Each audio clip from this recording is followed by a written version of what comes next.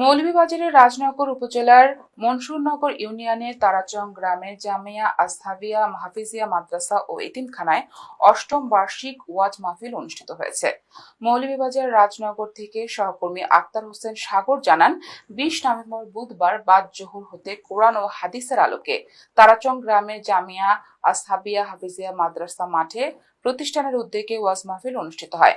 মাদ্রাসা ও এতিমখানার উপদেষ্টা ইকবারম উদ্দিন মাস্টার ও সভাপতি মোহাম্মদ মুসলে উদ্দিনের সভাপতিত্বে ওয়াজ মাহফিলে প্রধান অতিথি হিসেবে হযরত মাওলানা মিরাজুল হক মাঝহারি, বিশেষ অতিথি হিসেবে হযরত মাওলানা মহিউদ্দিন সিদ্দিকী উপস্থিত হয়ে কোরআন ও হাদিসের আলোকে ওয়াজ করেন।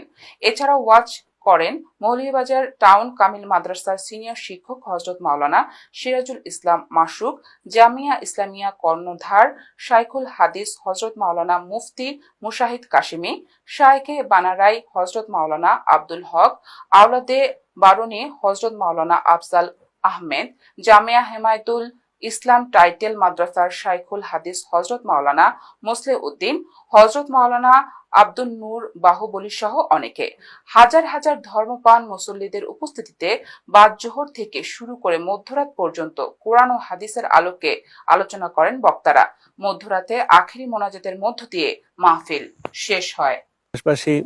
আজ আমরা জামিয়া আসহাবিয়া হাফিজিয়া মাদ্রাসা ও এতিমখানার অষ্টম বার্ষিক ইসলামী মহাসম্মেলন অনুষ্ঠিত হয়েছে। আপনাদের সবার সহযোগিতায়, সবার দোয়া, সবার সুপরামর্শে ইনশাআল্লাহ সুন্দরভাবে চলে। মাদ্রাসার বোর্ডিং ফান্ডে আমাদের দেশ থেকে, আমাদের বিশেষ করে আমাদের মৌলভীবাজার জেলা থেকে অনেকেই সুন্দর সুন্দর সহযোগিতা করতেছেন। সবার সহযোগিতাই আমাদের এই প্রতিষ্ঠানটা চলতেছে ইনশাআল্লাহ। আরো মাদ্রাসার অসম্পূর্ণ অনেক কাজ আছে। আমি দেশবাসীর কাছে উদাত্ত আহ্বান জানাচ্ছি, আপনারা যারা সামর্থ্যবান আছেন, আপনারা যদি আমাদের মাদ্রাসার দিকে, আমাদের গ্রাম একটু মুফস্বলে পড়ে গেছে, আপনারা যদি একটু সহযোগিতার হাত বাড়িয়ে দেন, তাহলে ইনশাআল্লাহ এতিম এবং গরিব অসহায় ছাত্ররা লেখাপড়া করতেছে, তাদের অনেক উপকার হবে।